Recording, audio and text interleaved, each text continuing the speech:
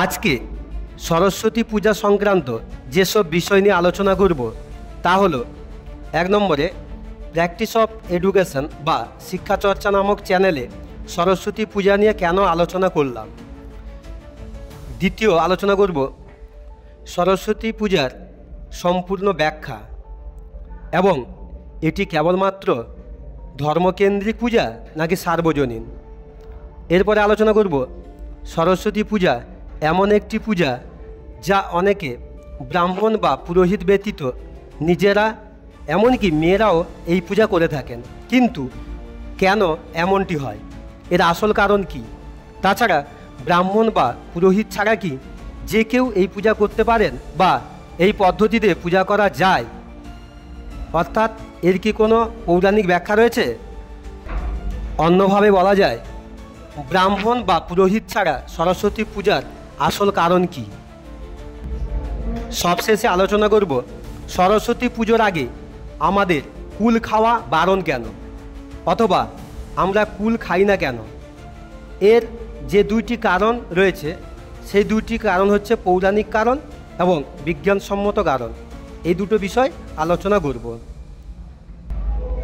Practice of education বা শিক্ষাচর্চা নামক YouTube চ্যানেলে আজকের নিবেদন সরস্বতী পূজার কিছু জানা ও অজানা কথা।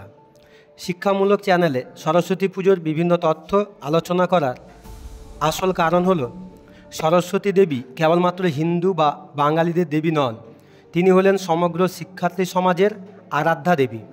শিক্ষার সঙ্গে এই পূজার সরাসরি যোগাযোগ রয়েছে। এই পুজোর অন্যতম বৈশিষ্ট্য হলো হিন্দু ও মুসলমান ছাড়াও অন্যান্য ধর্মের যেমন বৌদ্ধ, জৈন, খ্রিস্টান সকলে একত্রিত হয়ে পুজোর আনন্দ উপভোগ করে থাকেন। এমনকি প্রসাদ সেবন, পুজো উপলক্ষে বিভিন্ন অনুষ্ঠানেও তারা সমানভাবে অংশগ্রহণ করে থাকেন। এই পুজো বর্তমানে ধর্মকেন্দ্রিক একটি পুজো নয়, এতে সকল ধর্মের বর্ণের মানুষদের স্বইচ্ছায় অংশগ্রহণ ও সহযোগিতা রয়েছে। এবার আসব সরস্বতী পূজার সম্পূর্ণ আলোচনা। অর্থাৎ দেবী সরস্বতীর গায়ের রং সাদা এবং তার বসনও সাদা বা শুভ্র।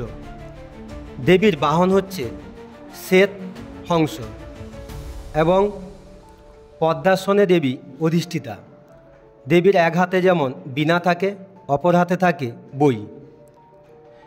দেবী ভিন্ন ভিন্ন নামে পূজিতা হন, অর্থাৎ দেবী সরস্বতীর যে সমস্ত নামগুলো রয়েছে সেগুলি হচ্ছে সারদা, ভারতী, বীণাপাণি, বাগদেবী, বসন্ত পঞ্চমী এবং প্রাচীনকালে বৈদিক দেবী নামেও তিনি পূজিতা হয়ে এসছেন।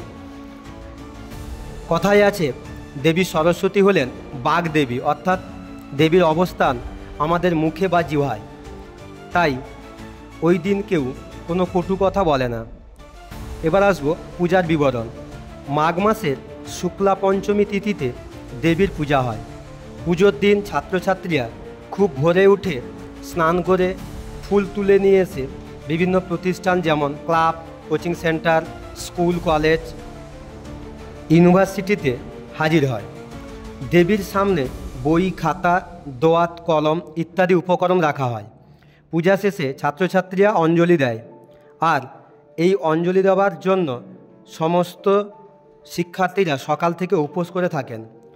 তারপর দুপুরে আহার গ্রহণ করে বিকেলে সমস্ত শিক্ষার্থীরা এক প্যান্ডেল থেকে অন্য প্যান্ডেলে বন্ধুবান্ধবদের নিয়ে ঘোরাঘুরি করতে থাকে এবং সন্ধ্যাবেলা আবার দেবীর পূজা হয়। সকলে প্রায় সাদা বা হলুদ রঙের পোশাক পরে থাকেন, কারণ দেবী সরস্বতী দেবী এই দুটি রং খুবই পছন্দ করেন। এবার আসবো পুজোর উল্লাস। এটি একদিনের একটি পুজো হলেও পূজা শুরুর কয়েকদিন আগে থেকেই সবার মনে আনন্দের উন্মাদনা শুরু হয়ে যায়। যেমন চাঁদা তোলা, পূজা মণ্ডপ তৈরি, মণ্ডপ সাজানো, প্রতিমা আনা, আলপনা দেওয়া ইত্যাদি। পূজার দিন সন্ধ্যায় বিভিন্ন জায়গায় বা প্রতিষ্ঠানে গান বাজনা, আবৃত্তি, নাটক ও অভিনয়ের পাশাপাশি ভুরিভোজন বা খাওয়া দাওয়ার ব্যবস্থা থাকে। এই পুজোতে কেবলমাত্র স্কুল, কলেজ, পাঠাগার, ক্লাব বা বাড়ির পুজোর কেবলমাত্র ছাত্রছাত্রীরা নয়, সমস্ত বয়সের মানুষেরা এতে সামিল বা অংশগ্রহণ করে থাকেন এবং সেই সঙ্গে আনন্দ উপভোগও করে থাকেন। সরস্বতী দেবী পূজিতা হওয়ার কারণ, তিনি বিদ্যা তথা সঙ্গীতেরও দেবী। কোথায় কোথায় এই পূজা প্রচলিত আছে? ভারত সহ উত্তর ভারত, পশ্চিমবঙ্গ, উড়িষ্যা, নেপাল, বাংলাদেশ, জাভা, বালি, এছাড়া দেশের বাইরে ইন্দোনেশিয়া এবং অন্যান্য দেশেও এই দেবী পূজিতা হওয়ার প্রচলিত আছে। পূজা উপলক্ষে ওই দিন আর কি কি হয়ে থাকে? শিশুদের হাতে খড়ি, ব্রাহ্মণ ভোজন, এমনকি বহু জায়গায় পিতৃতর্পণের প্রথাও রয়েছে। পূজার পরের দিনটি অনেকের কাছে শীতলা ষষ্ঠী নামেও পরিচিত। দেবী সরস্বতীর স্বামীর নাম হলো ব্রহ্মা। এবার আসব বর্তমানে এই পূজার অবস্থান। এখন সরস্বতী পুজো একটি উৎসবে পরিণত হয়ে গেছে। যেমন পড়াশোনা না জানা ছেলেমেয়েরাও এই পুজো উৎসব করে থাকেন। তারা বিভিন্নভাবে আনন্দ করে, যেমন বক্স বা মাইক বাজিয়ে পূজা সহ বিসর্জন, অন্যান্য বিভিন্ন বিষয়ে তারা অভিনবত্ব বা প্রদর্শনের মাধ্যমে মানুষদের মজা দেওয়ার চেষ্টা করে। এবার আসব ব্রাহ্মণ বা পুরোহিত সমস্যা। সরস্বতী পূজা ব্রাহ্মণ বা পুরোহিত ছাড়া কি যে কেউ করতে পারে? অর্থাৎ এই পুজোর এমন সমস্যা দেখা দেওয়ার কারণ কি? অর্থাৎ আমরা অন্যান্য পূজা ব্রাহ্মণ বা পুরোহিত দিয়ে করে থাকলেও এই সরস্বতী পুজো কেন নিজেরা করে থাকি? এর কারণ কি রয়েছে? ব্রাহ্মণদের অভাব হওয়ার কারণ কি? মা সরস্বতী দেবীর পূজা এমনই একটি পূজা যা প্রায় প্রতিটি ঘরে ঘরে, ক্লাবে ক্লাবে, বিভিন্ন কোচিং সেন্টারে, বিদ্যালয়ে, মহাবিদ্যালয়ে, বিভিন্ন পাঠাগার বা লাইব্রেরিতে, বিশ্ববিদ্যালয়ে, এমনকি বিদ্যার সাথে সম্পর্ক নেই এমন প্রতিষ্ঠানেও সর্বোপরি ছোট ছোট ছেলেমেয়েরাও চাঁদা তুলে এই পূজা করে থাকেন।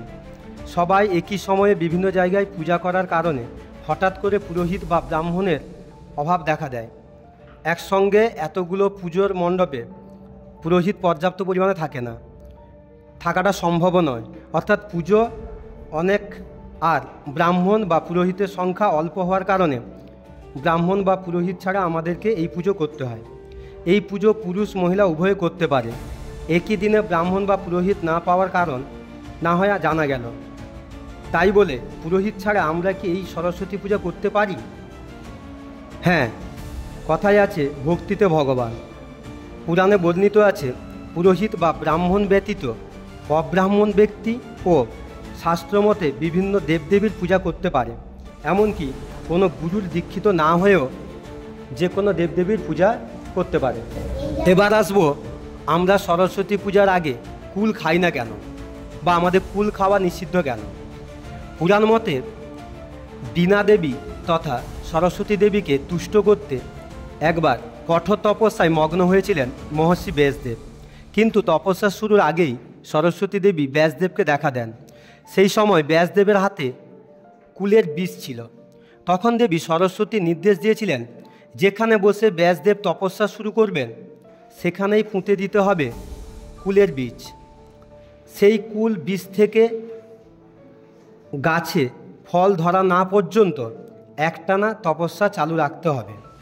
সরস্বতী দেবীর আশীর্বাদ স্বরূপ তার মাথায় যতক্ষণ না কুল ঝরে পড়ছে ততক্ষণ বুঝতে হবে সরস্বতী দেবী তুষ্ট হননি। সেই নির্দেশ মেনে ব্যাসদেব সব ধরনের প্রক্রিয়া মেনে চললেন। এমনকি দেবীর কথা মতো একটি সময় কুলটি পেকে ব্যাসদেবের মাথায় ঝরে পড়েছিল। আর সেই দিনটি বা সময়টি ছিল মাঘ মাসের শুক্লপক্ষের পঞ্চমী তিথি। হিন্দু ধর্মমতে সেই দিন থেকে পালিত হয় বসন্ত পঞ্চমী বা সরস্বতী দেবীর পূজা। আর সেই প্রাচীনকাল থেকে এখনও পর্যন্ত এই পুজোর আগে কুল না খাওয়ার রীতি চলে আসছে। এই পৌরাণিক কাহিনী থাকলেও এর বৈজ্ঞানিক কারণ রয়েছে, যেমন স্বাস্থ্যগত কারণ। স্বাস্থ্যগত কারণে সরস্বতী পূজার আগে কুল খাওয়া ঠিক নয়, কারণ মাঘ মাসের মাঝামাঝি সময়ের আগে কুল কাঁচা বা কষাযুক্ত থাকে, আর এই কষাযুক্ত কুল খেলে শরীরের ক্ষতি হতে পারে। এই কারণে সরস্বতী পুজোর আগে কুল খাওয়া নিষিদ্ধ বলে আমরা জানি।